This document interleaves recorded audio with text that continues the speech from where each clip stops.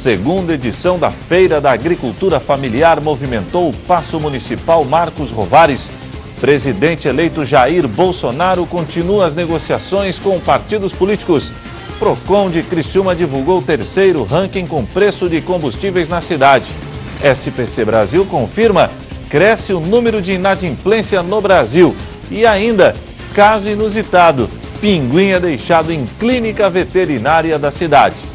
As notícias de Criciúma e do Sul de Santa Catarina você confere a partir de agora. No ar pela TV Primavera, Informe Região.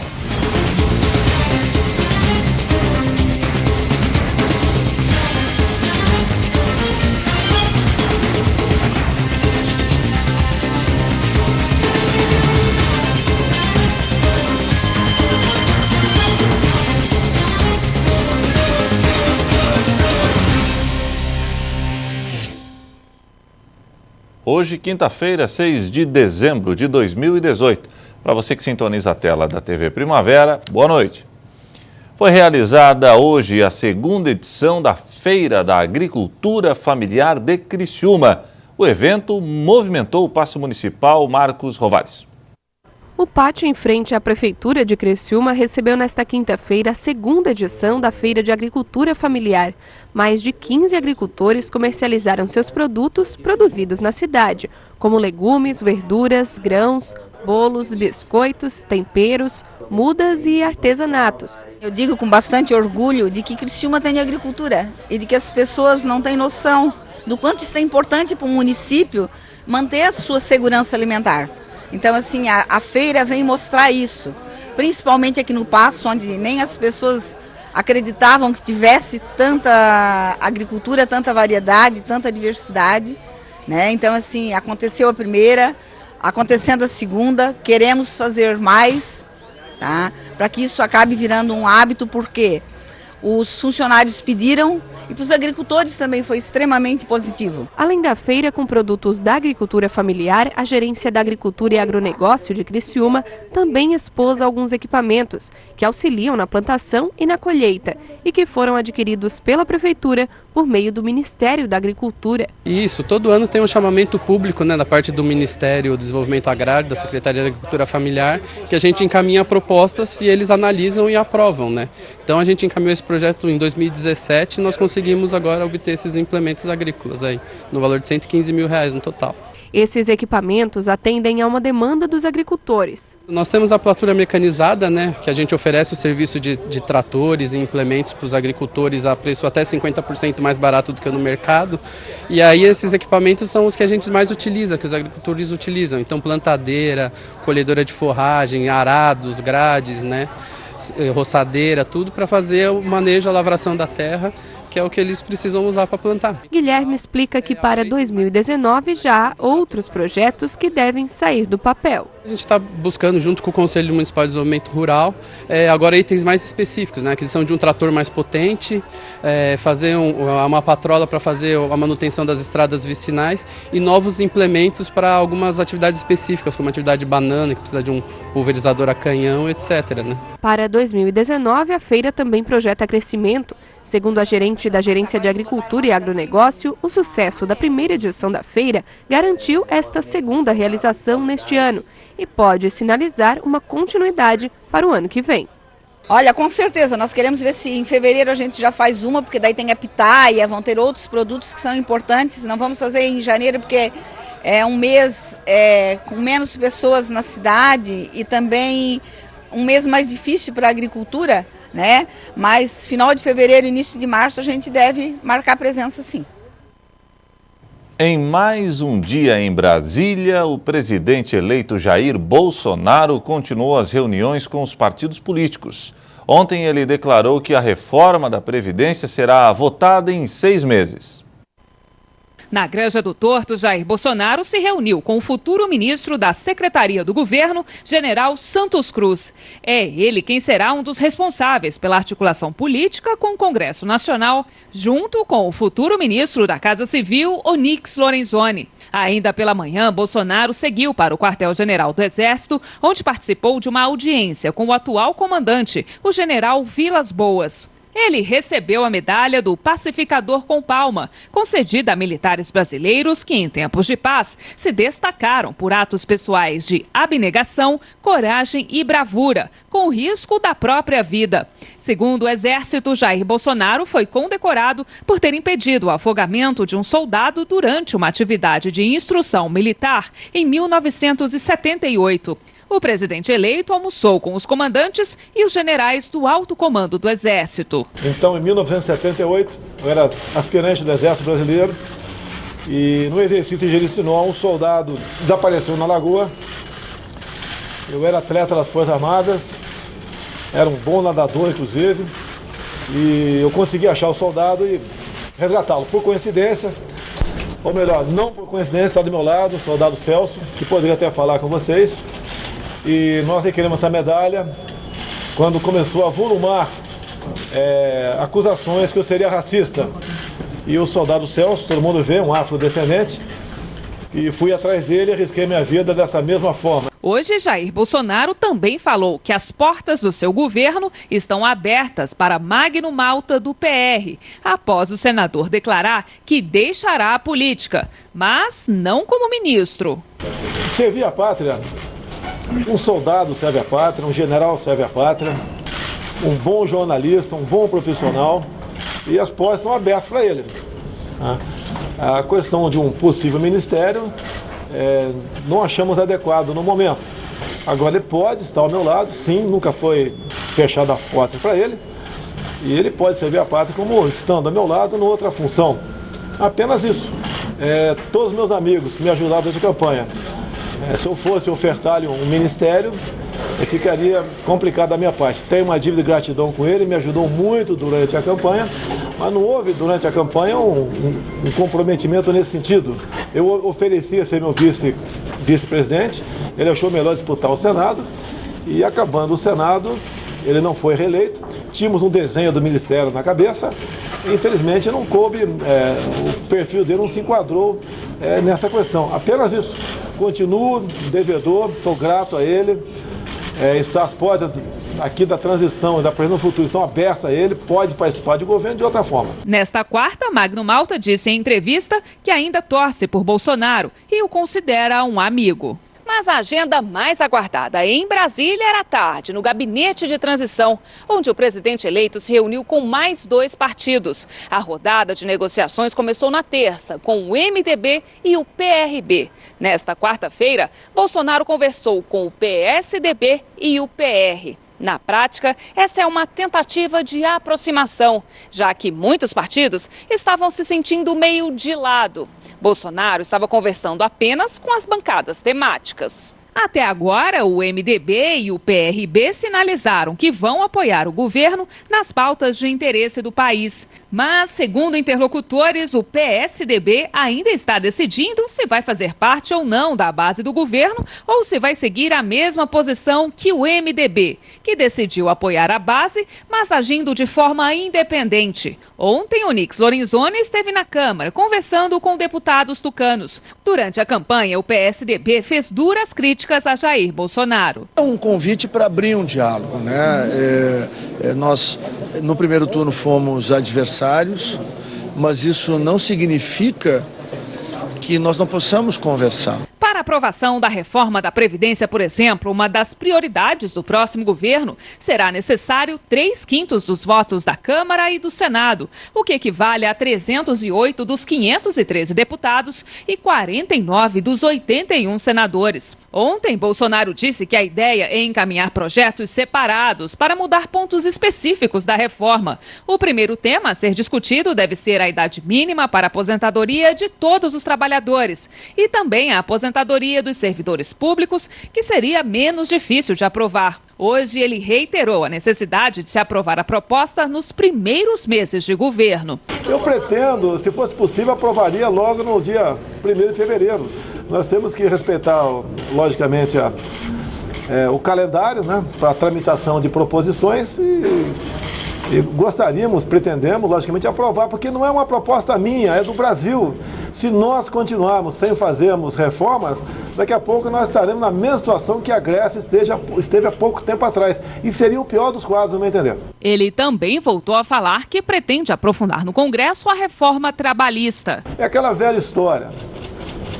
Nós temos direitos de mais e emprego de menos. Tem que chegar a um equilíbrio.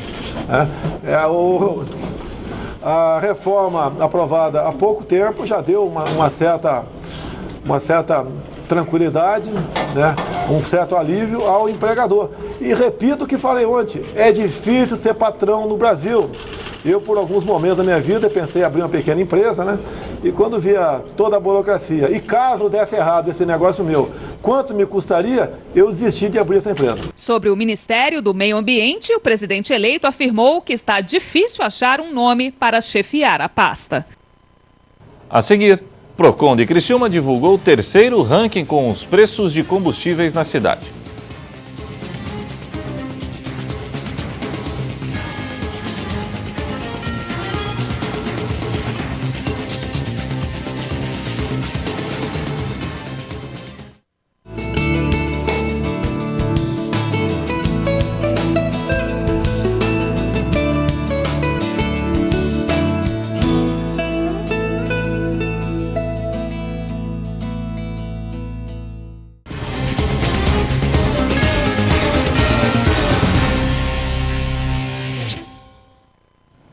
Foi divulgado pelo Procon de Criciúma o terceiro ranking com os preços dos postos de combustíveis da cidade. Acompanhe. O terceiro ranking com os preços dos combustíveis de Criciúma foi divulgado pelo Procon nesta quarta-feira. Os preços estão listados em uma tabela disponível na página do Procon do Facebook e no site procon.criciúma.sc.gov.br.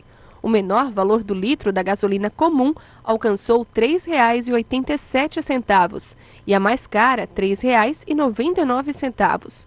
O coordenador do Procon de Criciúma, Gustavo Colli, acredita que os preços podem baixar ainda mais. O indicativo de que haverá ainda mais quedas veio da visita da direção do Sindipetro de Santa Catarina, que esteve em Criciúma na última sexta-feira. Na ocasião, eles afirmaram que Criciúma estava com a gasolina mais barata do estado e os valores daqui têm interferido em toda Santa Catarina. No fim de semana, Florianópolis também baixou os preços. O coordenador explicou que as 3 semanas de ranking nos postos colaboram, mas há outro fator importante, a política nacional da Petrobras, que está baixando os valores para todo o Brasil em quase 30%. A Agência Nacional do Petróleo já enviou nota para as distribuidoras, cobrando a razão de essa diminuição não estar chegando nos postos. Não estava, porque, segundo o coordenador, as reduções já começam a aparecer. Para o Procon, o ranking segue tendo uma função educativa, forçando os postos a manterem uma regularidade nos preços e não cometerem abusos, além de informar a população. A última pesquisa, divulgada nesta quarta-feira, trouxe ainda mais uma rodada com valores do diesel e etanol e marcou a estreia do GNV. O ranking será divulgado semanalmente. Cresceu a inadimplência do consumidor brasileiro. Em comparação ao mesmo mês do ano passado, a alta de outubro foi de 4 pontos percentuais. Segundo o SPC Brasil, os grandes vilões foram os de sempre: o cartão de crédito aliado à falta de planejamento. As promoções são tentadoras. Os comerciantes oferecem descontos generosos e muitos consumidores não resistem. Às vezes eu gasto um pouco além da conta. Se eu tô de um lugar para o outro e aí eu vejo uma coisa que está com preço bom, eu vou e compro. O problema é que a conta chega e o resultado, quase 63 milhões de brasileiros estão com o nome sujo. O número de inadimplentes no país cresceu 4,22% em outubro, em relação ao mesmo mês do ano passado. O levantamento foi feito pelo SPC e a Confederação Nacional dos Dirigentes Lojistas mapeou essas dívidas. O primeiro motivo apontado para o endividamento do brasileiro é o crediário. 65% dos entrevistados disseram isso. Em segundo lugar, quase empatado, aparece o cartão de crédito, 63%. Os especialistas afirmam que esses números revelam que na hora de comprar, o desejo supera a razão. Essas compras têm relação a bens de consumo, roupa, celular, aparelho eletroeletrônico. Então eu quero que você continue me vendo como está tudo bem comigo. É muito difícil eu admitir que meu padrão de vida caiu, que a minha situação financeira está delicada. A educadora financeira explica que o consumidor se enche de coragem quando está com o cartão de crédito e tem crediário fácil. Como ele não vai pagar pelo produto no ato da compra, acredita que não terá problemas no futuro. Por que a pessoa se arrisca tanto? Porque acredita que as coisas vão melhorar. Isso é o excesso de otimismo que faz com a gente. Você vê a facilidade, você vai comprando, aí chega uma hora você tem que pagar. A psicologia também tem a sua explicação para o comportamento compulsivo na hora das compras. Quando a pessoa adquire um produto muito desejado, tem a ilusão de que vai se realizar e se encher de felicidade. Por isso não mede as consequências. As pessoas compram não o produto em si, mas elas investem nessa fantasia de realização. O que pode ou não satisfazer as pessoas. Né? Comprar um produto não necessariamente satisfaz o teu desejo, mas a gente vai nesse impulso, as pessoas vão nesse impulso. Seja como for, se o consumidor exagerar, a conta não vai fechar. E quando isso acontece, a maioria dos entrevistados diz que prefere pagar um plano de saúde, o condomínio atrasado ou o aluguel. As dívidas daquele monte de compras ficam para depois. O consumidor não deixa de pagar o condomínio é porque ele não quer ficar exposto no prédio, mas ele deixa de pagar o aluguel. Ele deixa de pagar a luz. Então ele vai fazendo rodízio nas contas que ele vai pagar naquele mês. Dona Tânia dá uma olhadinha na vitrine, avalia as promoções, mas se controla. Ela aprendeu a resistir do jeito mais difícil. Há muitos anos atrás eu me afundei no cartão de crédito, mas aí acabei parcelando a minha dívida, encerrei a minha dívida e de lá para cá nunca mais entrei numa dessa. A gente precisa se perguntar o que cabe na minha vida, porque de repente eu vou comprar um presente e querer dar muita felicidade para alguém ou para mim mesma e eu estou trazendo para a minha vida um problema depois disso. Então se perguntar, cabe na minha vida? Eu tenho condições de fazer isso? Eu tenho condições de fazer isso e dar conta das outras coisas que também são importantes para mim, para minha família? Tem que controlar, porque senão dinheiro não dá. A seguir, pinguim é abandonado em clínica veterinária de Criciúma.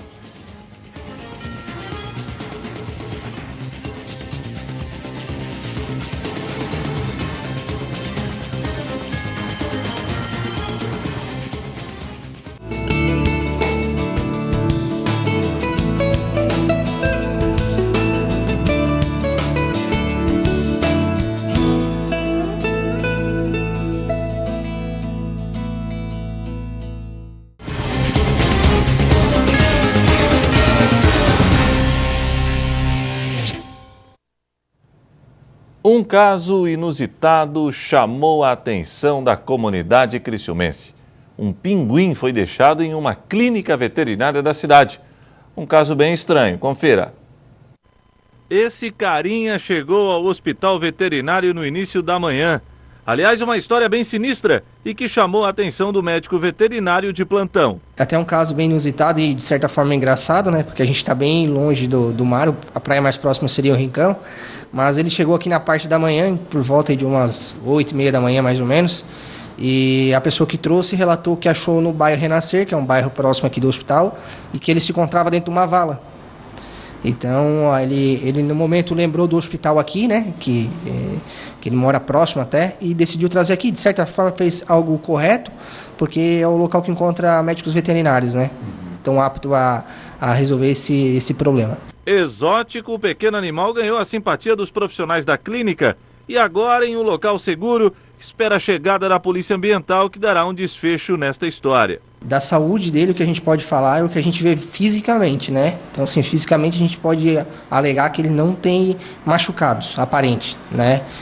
Clinicamente, a gente não tem exames, não tem nada para dizer se ele está realmente saudável, né? Isso quem vai fazer certamente vai ser a Polícia Ambiental, né? Até o que foi passado para nós médicos aqui do hospital é gerar o menos de estresse possível e não manipular com ele, né? Deixar ele num local tranquilo.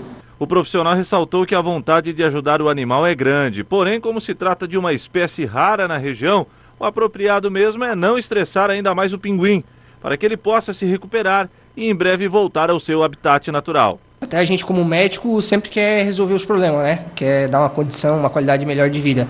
Mas o que foi repassado para a gente por telefone é não manipular, não alimentar, né? É não gerar estresse mesmo, né? Ter o menor contato possível com o pinguim. Aliás, esse é o grande erro de quem encontra animais marinhos e tenta ajudar. A recomendação é chamar alguém que entenda do assunto. O que se recomenda é o que eu já venho falando, nem levar para sua casa, é deixar onde ele está mesmo na praia e ligar para a polícia ambiental que eles vão até ali e tomar as devidas providências, tá? Porque para nós que somos médicos hoje, né, que a gente não é especializado nessa área, já é algo um pouco complicado, imagino para uma pessoa mais leiga, né? Então o recomendado realmente é não ficar manipulando, é entrar em contato com a polícia ambiental. E a estadia foi curta, mas o suficiente para o pinguim alegrar a clínica criciumense. Da questão dos animais não estranharam, mas foi bem legal, porque até o momento que o pinguim chegou, a recepção nossa estava cheia de clientes, né, para retorno. Então, assim, acharam uma coisa bem engraçada. Tem alguns clientes que comentaram que imaginaram que o pinguim vinha para retorno ou para consulta, né? Então foi bem engraçado mesmo. Hoje no Primavera Saúde vamos falar de câncer infantil, a doença que mais mata crianças no mundo. Para abordar o tema de tamanha relevância, convidamos a doutora Adalisa Henke. Mais de 13 mil novos casos de câncer são registrados por ano no Brasil, só em crianças e adolescentes. Um número alto que levanta um alerta principalmente sobre o diagnóstico precoce, que ajuda muito no tratamento. Estar atento aos sintomas é então fundamental. Câncer infantil é o tema do Primavera Saúde desta quinta-feira, em um bate-papo com a oncologista pediátrica doutora Adalisa Henke. É a gente pensar, saber que o câncer infantil existe, porque muitas vezes a palavra câncer ainda assusta, né? Como as avós que não falavam a palavra câncer, é aquela doença. Saber que ele existe, pensar nele, fazer o diagnóstico precoce, tendo a suspeita, encaminhar para um médico de confiança, ele vai fazer os primeiros exames e, confirmando ou mesmo tendo a dúvida desse colega, ele vai encaminhar para o oncologista pediátrico para então a gente fechar o diagnóstico e o quanto antes iniciar o tratamento. O Primavera Saúde vai ao ar logo após o Informe Região. Você pode acompanhar a TV Primavera de Criciúma por meio dos canais 12 no analógico e 12.1 no digital, via sistema de TV aberta. Assinantes da NET TV a cabo assistem a programação pelo canal 13 e os da GVT, canal 12. Olá, eu sou a Adalisa Henke, eu sou médica oncologista pediátrica e hoje nós vamos conversar sobre o câncer na infância e adolescência.